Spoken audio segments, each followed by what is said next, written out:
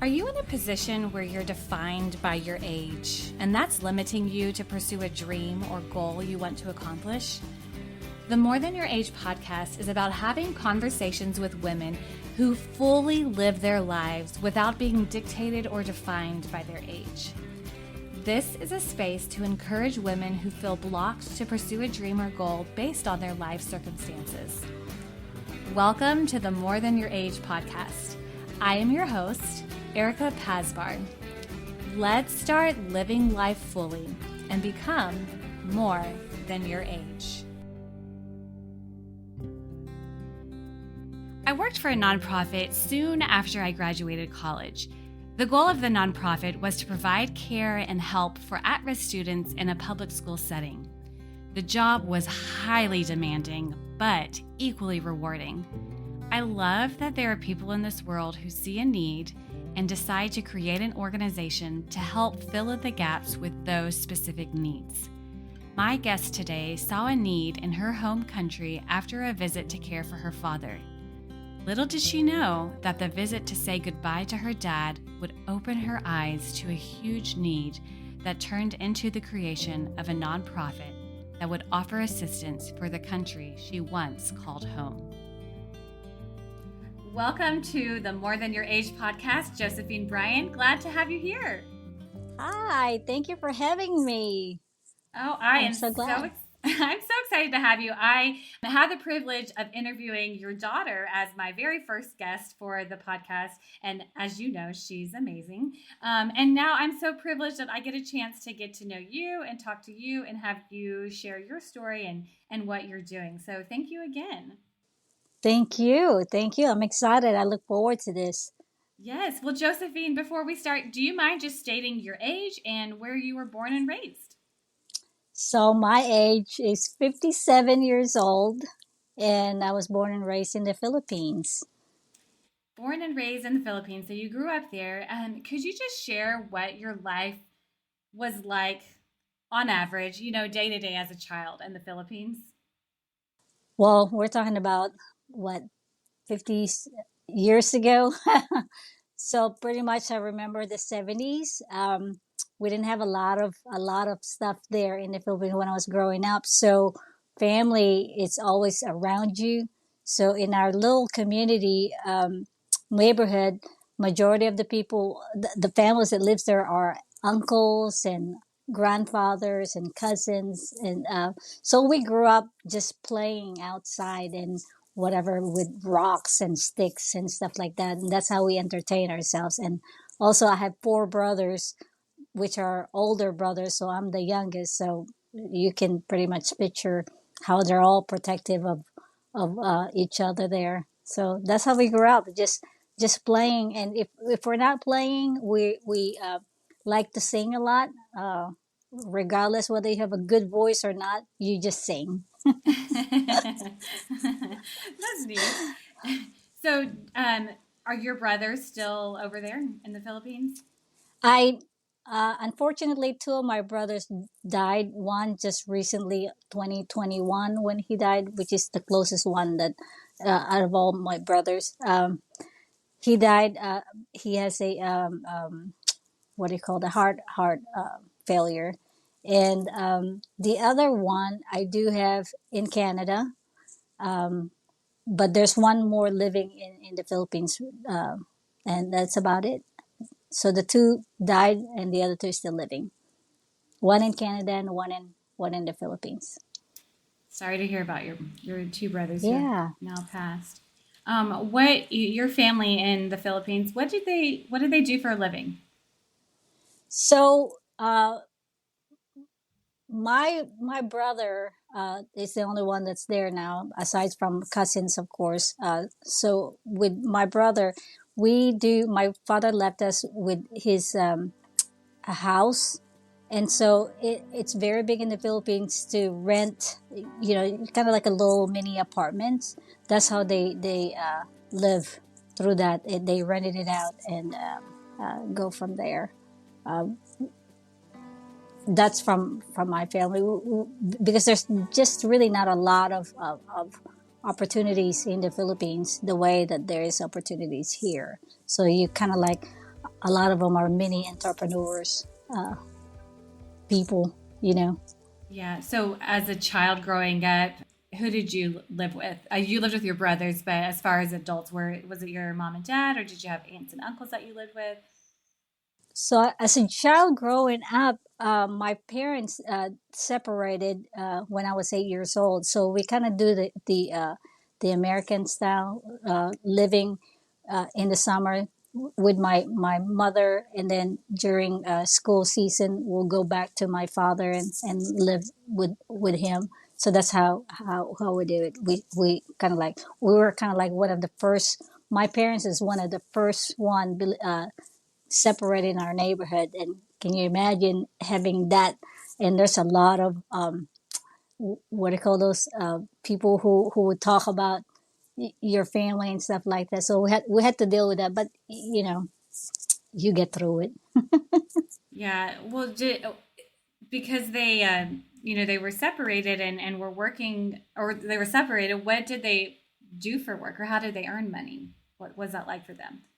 So my mother owns a business. When she left my dad, she moved to another city, and she had her own business.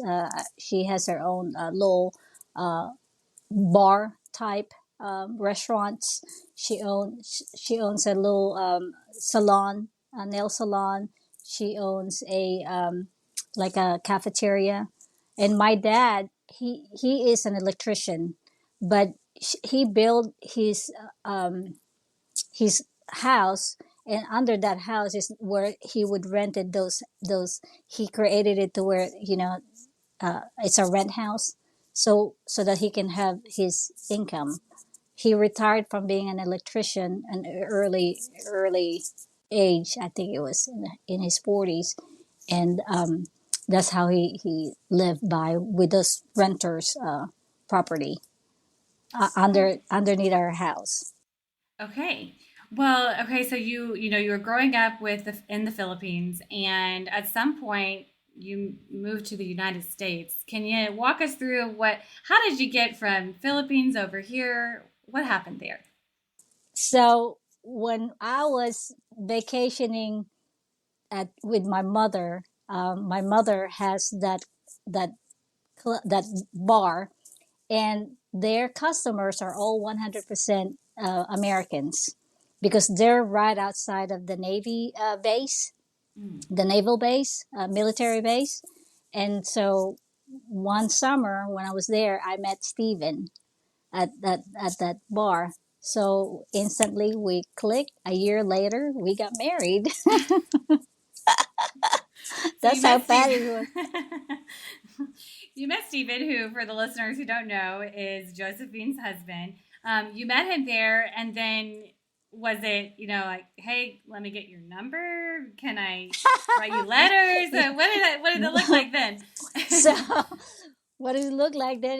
It's called long distance love affair. That you write letters, literally you write letters, and there, because even though there's phone calls, it's very very expensive back then to um, you know to use phones. It would charge you $300-500 back then for a few minutes and stuff. So letter is the way to do it. Every day we write each other a letter, and that's how really we were babies when we got married. I was 21 and he was like 24 when we got married. So it's those letters that keep us in communications. Every day we write letters. And back then in my country, it's not like you're dropping a letter and then that's it, right? You have to fall in line for at least an hour just to literally drop a letter. Wow. And so, yeah. And then the same thing, when you pick up a letter, it doesn't come to your house the way here. You have to go to the post office and go to another line and go pick up your letters. And that's how it was. I can't believe it. Now it's like, what letter? What? That's commitment. Well, so Stephen, was he in the Navy? He was in the Marine Corps He was in the Marine Corps. for 10 years. Yes. Yep, Okay. All right. And so I'm assuming your mutual language was English, correct? correct. So how good was your English at the Yes. time? Um, I'm not really sure, but what I can tell you is I learned my English, even though, of course, if you talk to Steve and they say, no, her English is pretty good. I know that I can easily copy. So that's how I learned my English, by copying how you you you speak. Someone speak to me, like we have different what do you call that, way of saying things, right? One give you an example is broccoli, right? The way we say it in the Philippines is broccoli. So when I say those things in a different tone, they don't understand me until somebody, Americans would correct me, say, "Oh, you mean broccoli." So I would remember that in my head: broccoli, broccoli, broccoli, broccoli. That's how. And then later on, when I first got here in the United States, of course, I'm learning everything from. I mean, you have to be fast in adapting, right? And when I first got my job, I'm pretty sure my coworkers, actually my supervisor said, you want to learn, because I think I'm picking up like street language back then, and so he told me, he said, you want to learn proper English, watch the news. And so that's what I did. I watched the news. I listen to the way they speak, to the way they the tonality and all that stuff. That's how. And read at the same time. They He told me to read out loud, so that you can hear yourself. It's still uncomfortable for me whenever I read, but at least with somebody who's talking, I can easily pick it up and say, okay, and try to remember. That's how I learn. That's good. I when so this is a funny side story. So a friend of mine and I went to Italy. I don't know, like a long time ago, and we this was before I was married, and we met these Italian guys, and one of the guys said that he was speaking English to me, and he sounded like he goes, "Don't I sound like an American?" And it was so funny the way he said that, and I was like, "No, I mean."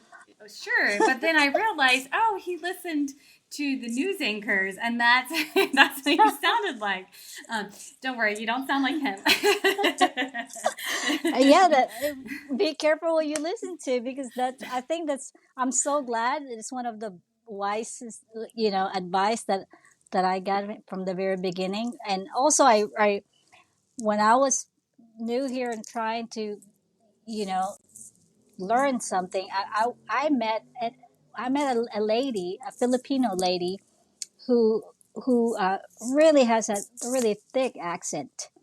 And and I knew, I said, if I'm going to be working outside and be try to adapt, that's one of the things I have to learn, is to adapt the way you guys speak, right? The way the Americans speak, because it's a big barrier for you to communicate.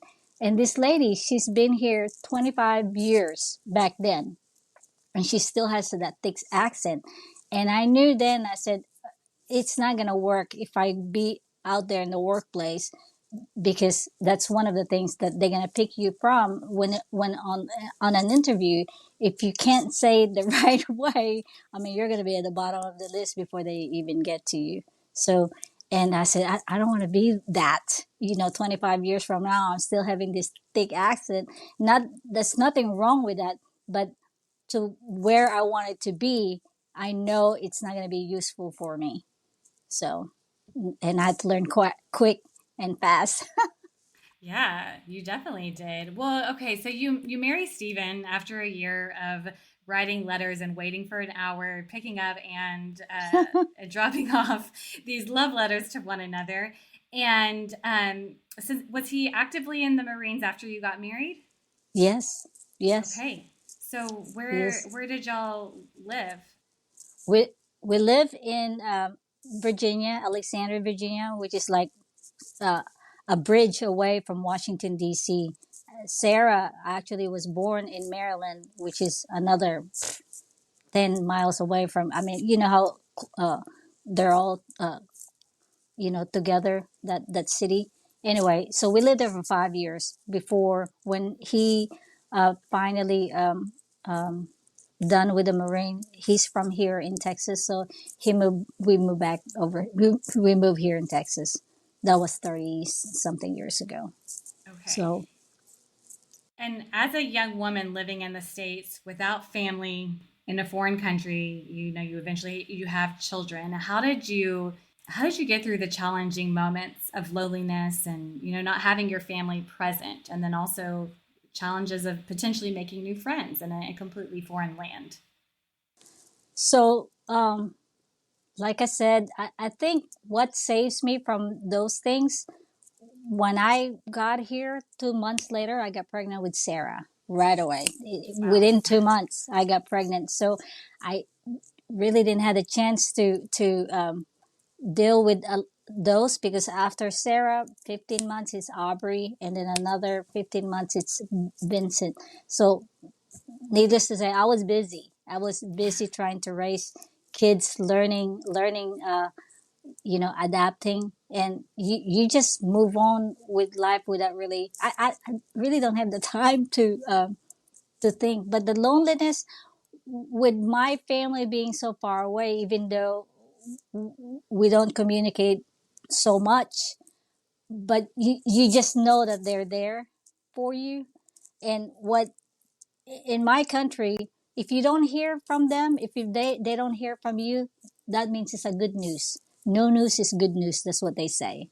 Hmm. So it's good not to hear, because once you hear from them, that means there's something going on or there's something wrong.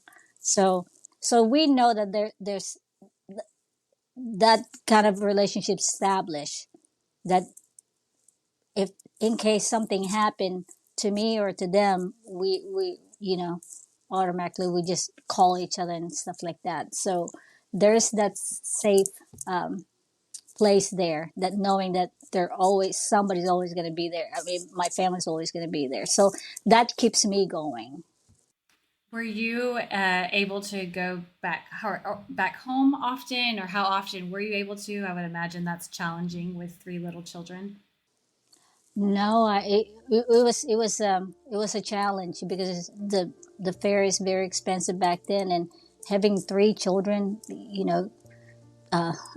with a distance of almost 10,000 miles in one plane is 13 15 hours straight. That's pretty challenging. So we don't we when they were younger, the kids went home with me when they were really young, that they really could not remember, except when I showed them the pictures that, yeah, you guys were there. So we didn't really get to go very often when they were younger at all. When you had the kids at a young, the kids were very close in age. Were you staying home with them, or did you work outside of the home, or did you do a little bit of both? What was that like? I did a month after I got here. I started working. Been working until 5 years ago, that when I started my nonprofit. But yeah, I did work the whole entire time. So they had to go to the daycare while I'm at work. What type of work did you do? Majority of it is office work, administrative work. I in the beginning stage career, I worked for as a at the EPA, Environmental Protection Agency. We do a lot of their legal stuff. That's what I majority of them, and then I moved to a different. Once those things contract expired, then I moved to the wine industry. That's where I stayed for 15 years in the wine industry. It's which is crazy. I can't drink alcohol, and here we are selling. So I would get this wine for free, and we ended up giving it away to friends. I can't drink him because Oh, I'm allergic. what Literally. a I know, it's not even a joke. It's real. bummer. Oh. Okay, so you were a part of this wine industry for 15 years, couldn't drink it, so had no idea if it was good or not. and the kids are getting older and you eventually go back to the Philippines more often. At what point were you able to start going back more regularly, and then how often would you go?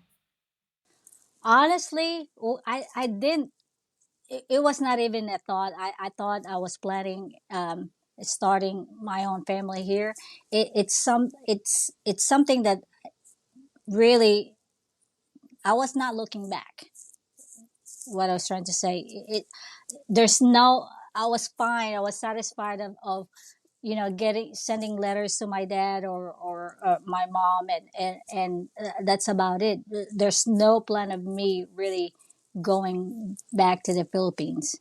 That's just that until when my father was sick, and you got that phone call at 2 o'clock in the morning, and I knew, like I said, when you don't hear from them, and then boom, at in the middle of the night, you knew there's something wrong. And back then, I haven't been home for almost 20 years, I believe, or 10 years, something like that. It's been a long time when the last time I was home, and they told me that my father was on a life support, and they're gonna. My brother said, the doctor said, there's nothing they can do. They're gonna pull out the plug, and he has 24 to 48 hours if he will survive. So they gave me that opportunity to let me know, and I haven't seen him for a long time. So 2 days later, Stephen and I went home, and lo and behold, we allotted 3 weeks for that because I thought we were going to prepare for a funeral. Um, but miraculously, he lived. So Whoa. yes, and he lived for another uh, 35 years after that. Wow. So that's when I went home in 2007 because my dad was sick, and because I thought he was dying. Yeah. Okay. And I haven't seen him, and I have not seen my dad, and I was very close with my dad, so I said I gotta go home and Yeah. stuff. Well, at some point too, so you went home to see your dad, and then there eventually became this desire in you to do something impactful in the Philippines. Could you share what led you to start your nonprofit organization and share a little bit more about what that is?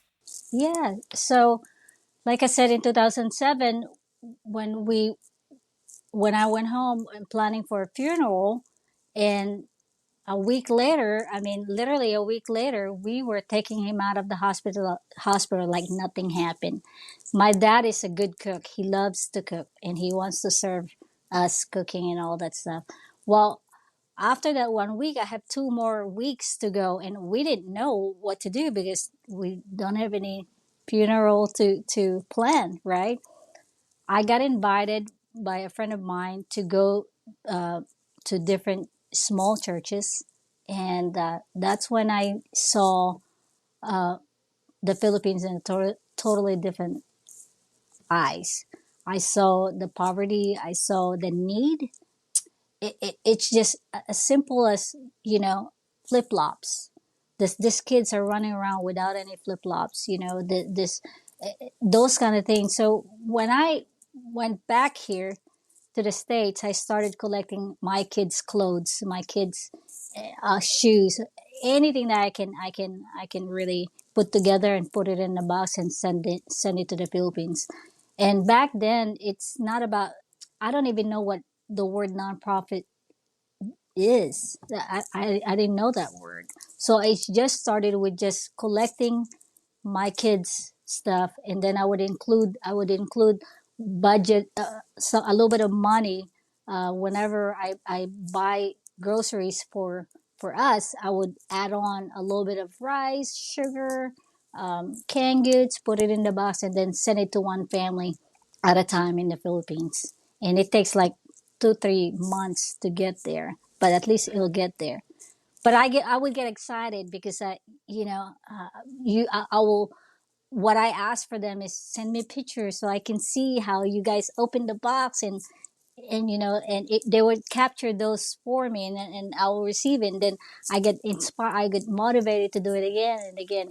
And it took a few years, and finally then I would tell my friends and family what I'm doing, not necessarily for them to. It's not even asking them for anything. I was just excited, Oh, these people is getting all this the things, the little things that's really, for me. It's nothing for us here, but it's a big deal there. It's a big deal over there, and so that's how. When someone asked me where can I write a check, and I didn't want to put it under my name, and someone said, why don't you open up a nonprofit organization? That's how I said, well, okay, what is nonprofit, blah blah. And I started looking into it, and trying to just to know about it. And another lady that I met offered her service. She said, I can help you. I can help you apply for your nonprofit. And that's how it started. Wow.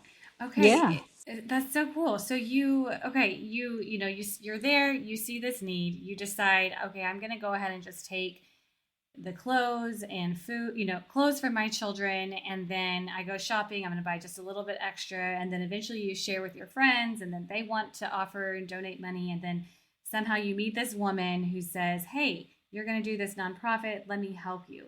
At any point in that, was there a fear of, I don't, like you said, I have no idea what a nonprofit even means. Like, how do I even do this? I'm just trying to do my thing. Like, were there any fears? Was it what went on in your mind during that time of just worry or anything like that?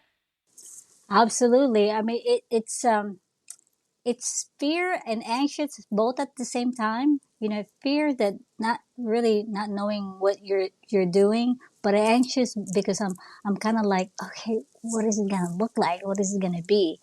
Right? Those are it's always that mixed emotion that you always have, um, going through the unknown and stuff. But my passion always drives me to do it regardless of what it is, because it's not so much of whether I'm gonna collect a lot or not. It's more of a, I want to see, the smile of those faces. It's what I'm always after. How it made a difference in their lives, in the people that we give. And so whenever I think of those, it replaces the anxiousness. It replaces the fear, um, because you just wanted to get there in a way. I've always wanted to see the.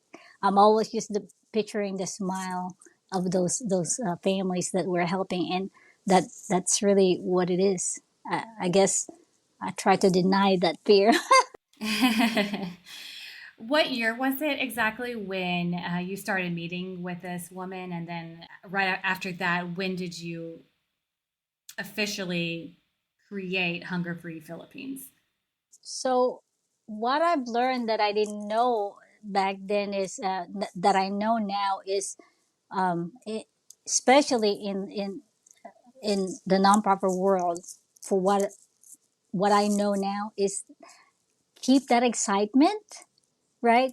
And I think, and that's what this lady, she got infected by it, and she got excited, and she said, okay, I can help you. That's what she said. And so she literally offered her with no charge at all, because she is so, I I I got to invite her to be excited, and with that movement, with that project. And that's how it started. I think we had our 501(c)(3) in 2015.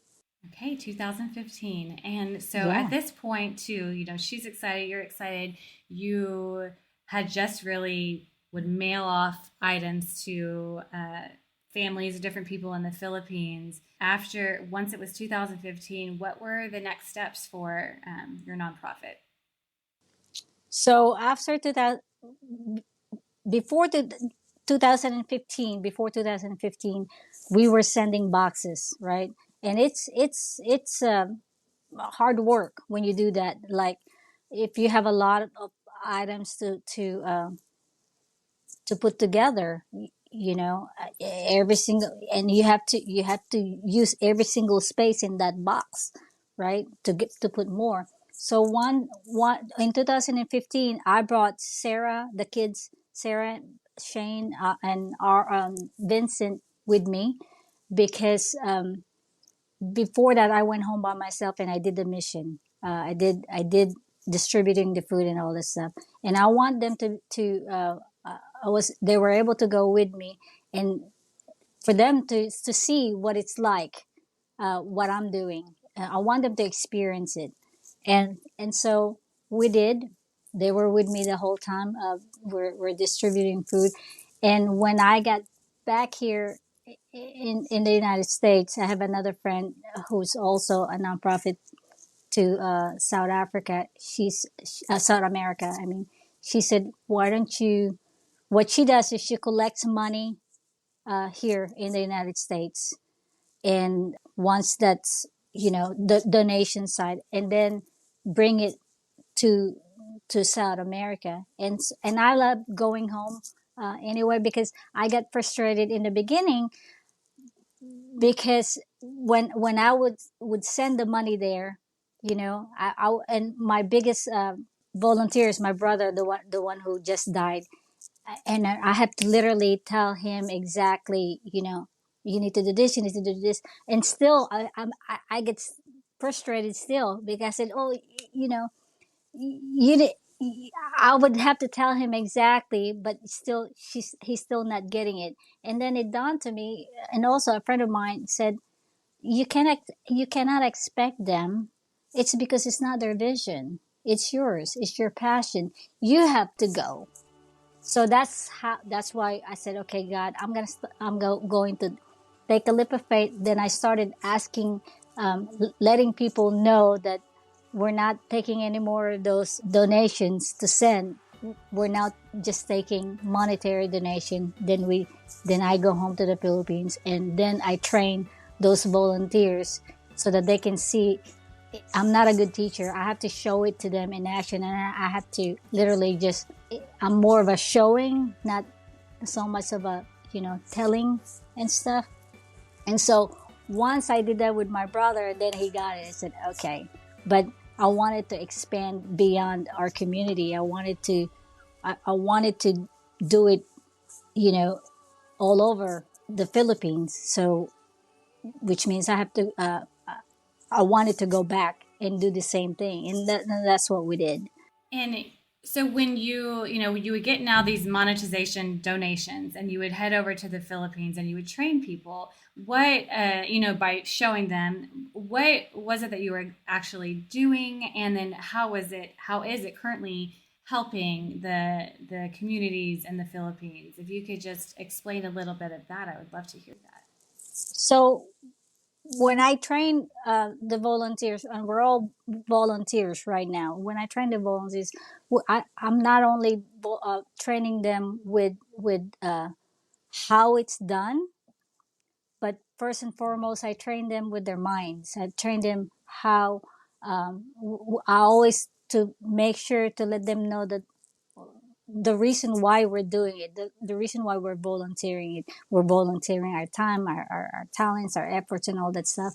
It's it's for those people, for the people that we give to. We get to serve them at least for one day and make them the rock star. You know, they are, you know, the shining armor or something.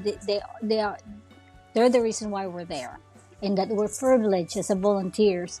We are privileged to serve them, and you make them feel that they are the kings and queens, at least for that one day.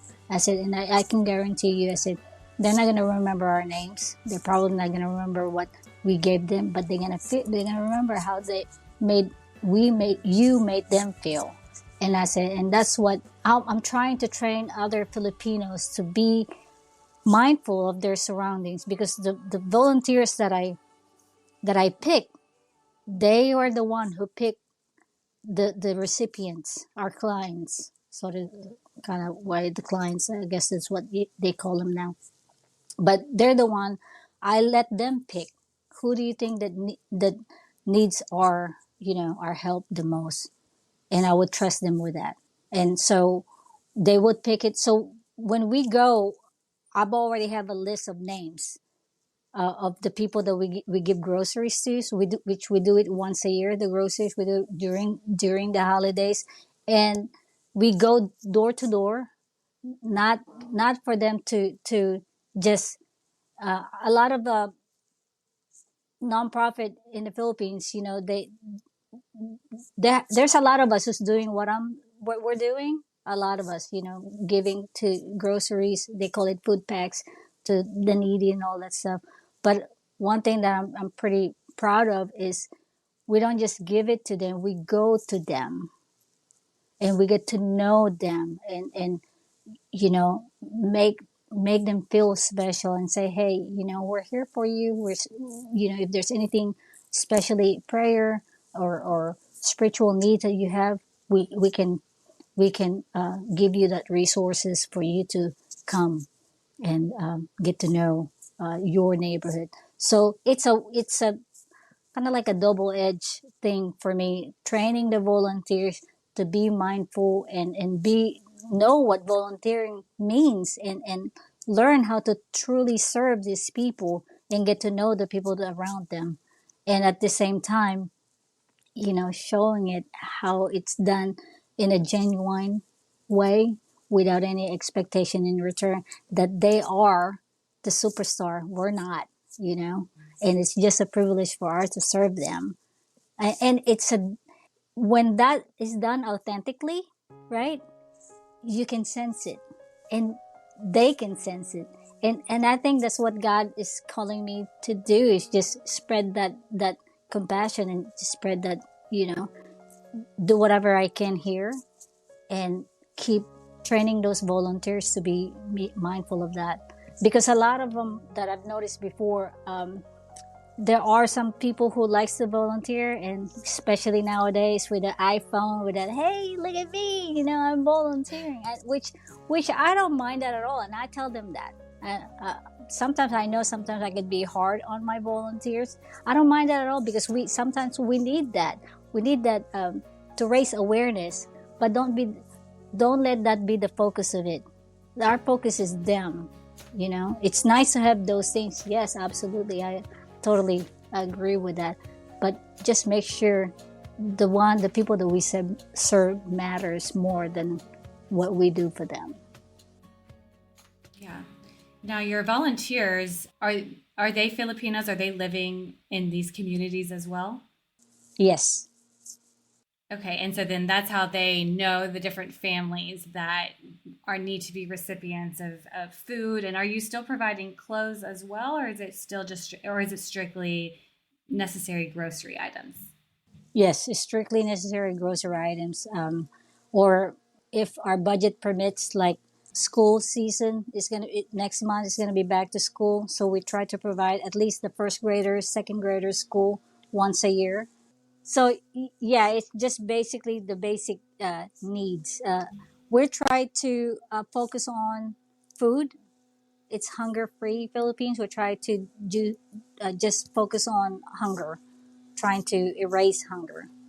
And when you go over there, and are you with the donations that people provide? Are you taking that money and purchasing groceries in the Philippines, or are you bringing the food over from the states?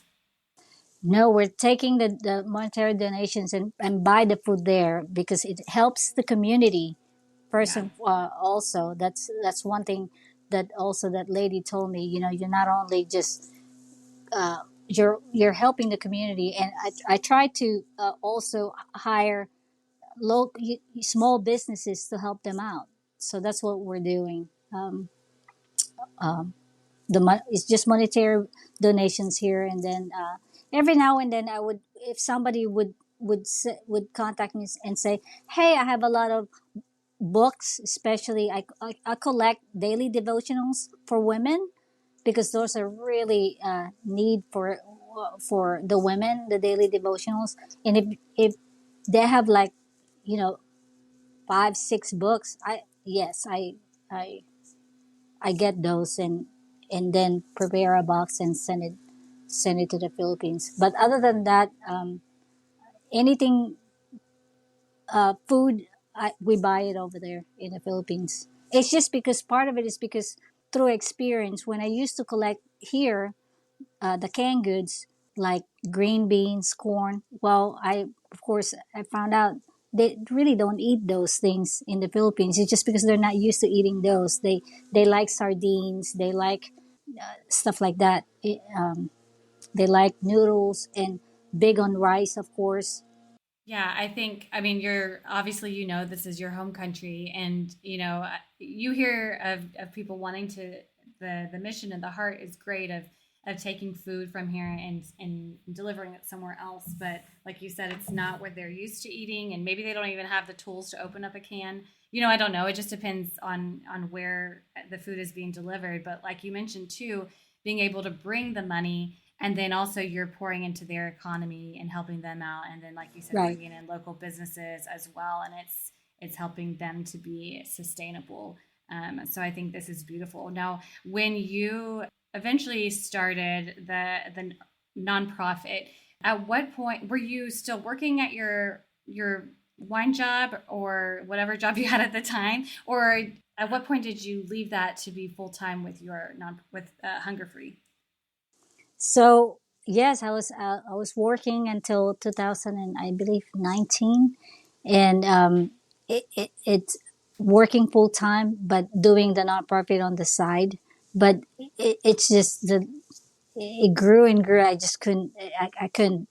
I couldn't do it anymore. In a way, it's like there's a heavy call on doing the nonprofit full time. So I took a leap of faith. I asked Stephen. I told Stephen. I said, "Hey, uh, it, I'm quitting my job." It took me when I knew that I'm called to do it.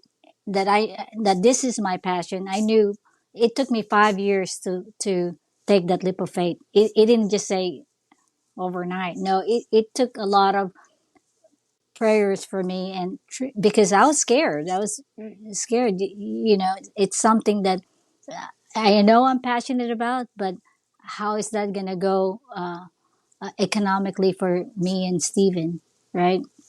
So it took me 5 years to finally. I said, okay, I'm going to take a leap of faith and adjust the lifestyle. There's a lot more to it, but at the end of it is it fulfilling? Yes. Is it something that you wanted to do for the rest of your life? Yes. Is this the purpose? Yes.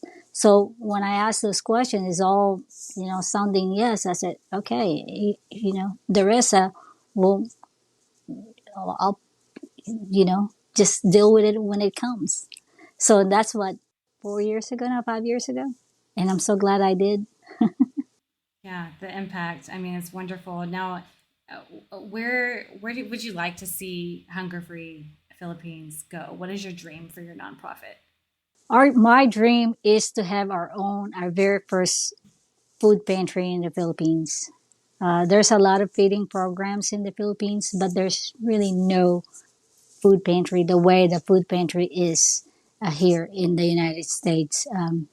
Here in Texas, in every city there's food pantry, and my dream is to have that a community food pantry, build a building to where we can store food, of course, and invite local, small, big businesses in the Philippines to join us and feed the community, help the community in their own community, and help that with each other, and at the same time raise awareness here to other Filipinos here in the United States and Americans that there is this precious lives outside of the United States and outside of our world that they do matter. They really do matter, and that's the dream. My dream is to build that food pantry. Hope someday soon.